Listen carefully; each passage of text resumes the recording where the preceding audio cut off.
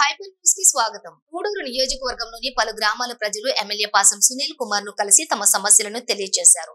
సమస్యలపై ఎమ్మెల్యే అధికారులతో ఫోన్లో మాట్లాడిన త్వరితగతిన పరిష్కరించాలని ఆదేశించారు.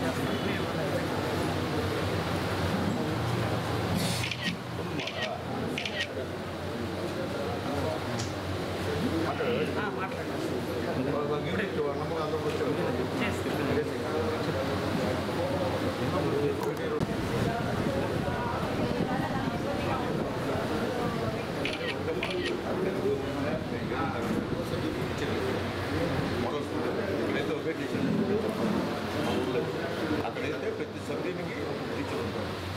చదువు బాగా రావాలంటే అదే బెస్ట్. సరే అదే మామూలుగా కదా గారు అదే మనతో వచ్చారు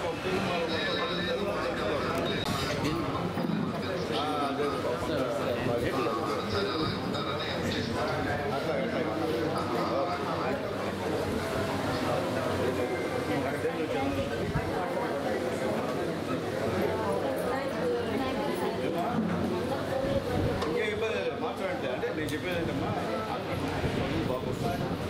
సరే సరే ఓకే మీ ఇష్టం అది కనిపెట్టి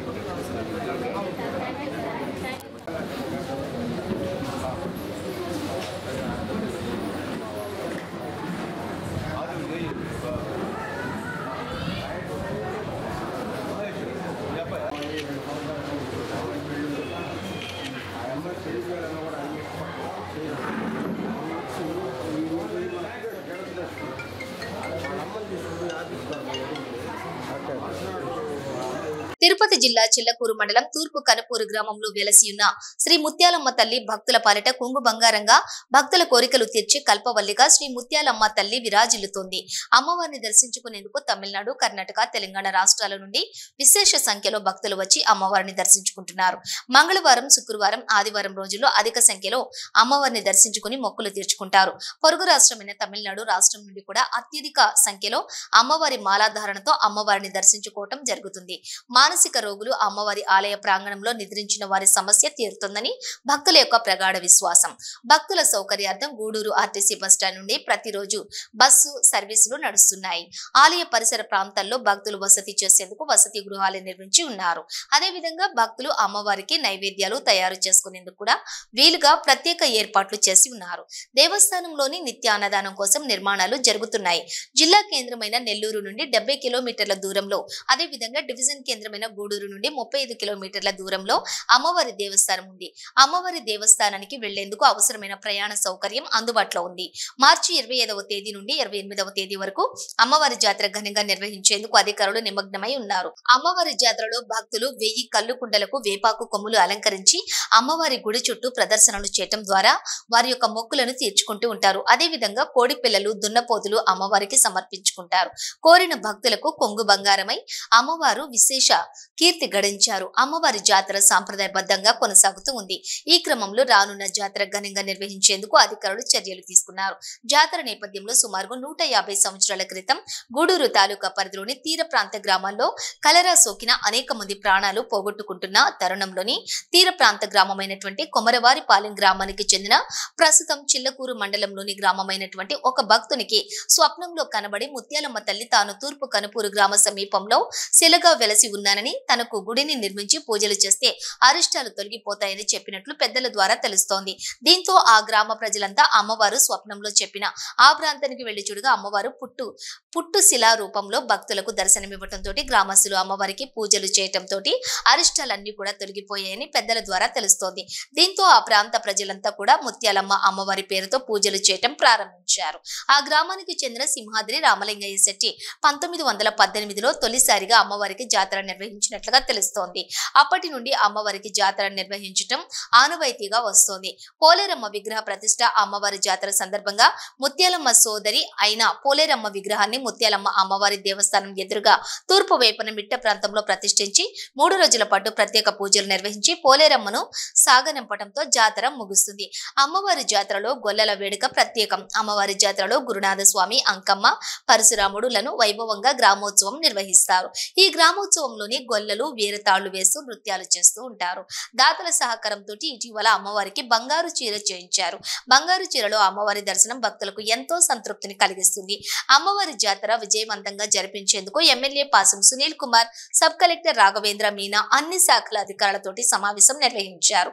భక్తులకు ఎటువంటి ఇబ్బందులు లేకుండా అన్ని శాఖల అధికారులు కూడా సమన్వయంతో పనిచేయాలని సూచించారు.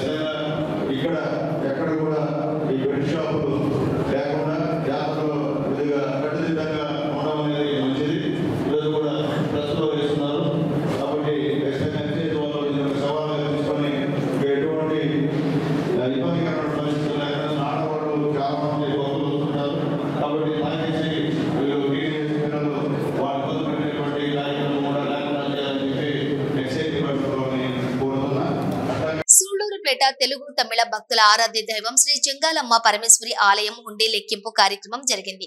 దేవాదాయ శాఖ అధికారుల పర్యవేక్షణలో ఆలయ సహాయక కమిషనర్ లక్ష్మీ ప్రసన్న ఆధ్వర్యంలో ఆలయ హుండీ లెక్కింపు ప్రారంభమైంది. ఈ సందర్భంగా ఆలయ హుండీ లెక్కింపులో విశ్రాంత బ్యాంకు ఉద్యోగులు, మెప్మా మహిళలతో పాటు ఆలయ సిబ్బంది పాల్గొని హుండీ లెక్కింపు ఆదాయాన్ని లెక్కించారు.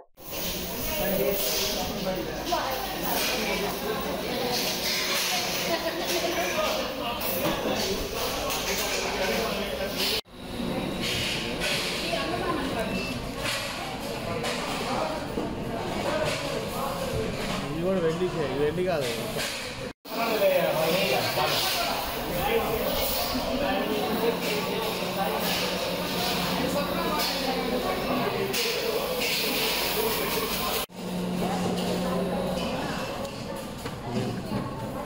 TV sir.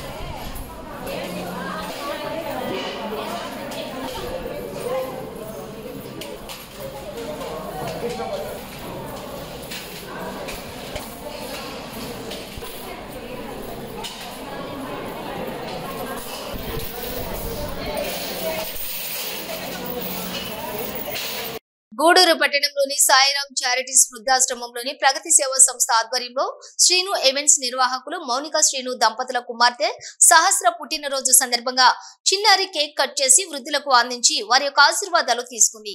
ఈ సందర్భంగా వృద్ధులకు అన్నదాన కార్యక్రమం నిర్వహించారు. ఈ కార్యక్రమంలోని చంద్రశేఖర్, శ్రీనివాసులు, యశ్వంత్, నాగరాజు, రాము, ముని తదితరులు పాల్గొన్నారు.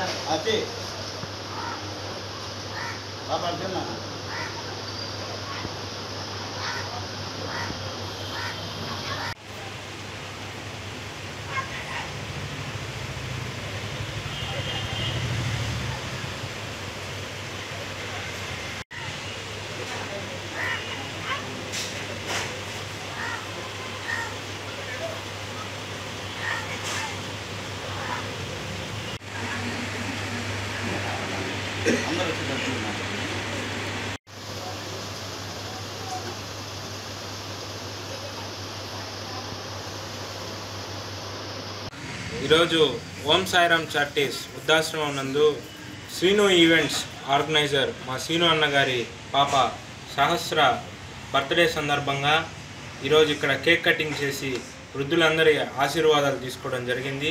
అలాగే మంచి రుచికరమైన భోజనం అందజేస్తా ఉన్నాం. ప్రగతి సేవా సంస్థ ఒక ఎయిమ్ కూడా ఇదే. ఇది అందరికీ ఇన్స్పిరేషన్ అయ్యి అందరూ ముందుకు వచ్చి బర్త్డేలు కానివ్వండి, వర్ధంతుల్లో అందరికీ సహాయపడాలనేదే ప్రగతి సేవా సంస్థ ఒక ఎయిమ్. కాబట్టి ఈ మంచి కార్యక్రమానికి సహాయ సహకారాలు అందించిన శ్రీను అన్నకి ప్రగతి సేవా సంస్థ ద్వారా ధన్యవాదాలు తెలియజేస్తున్నాను. గూడూరు పట్టణంలోని త్యాగరాజ వీధిలో ఉన్న శ్రీ కళ్యాణ వీరభద్ర స్వామి దేవస్థానంలో మంగళవారం సందర్భంగా స్వామివారికి విశేష పూజలు నిర్వహించారు. అన్నదాన కార్యక్రమం ఏర్పాటు చేశారు. భక్తులు స్వామివారిని దర్శించి అన్నప్రసాదాలు స్వీకరించారు. నేటి అన్న సంతర్పణకు దాతలుగా రాజశేఖర్ కుటుంబ సభ్యులు వ్యవహరించారు.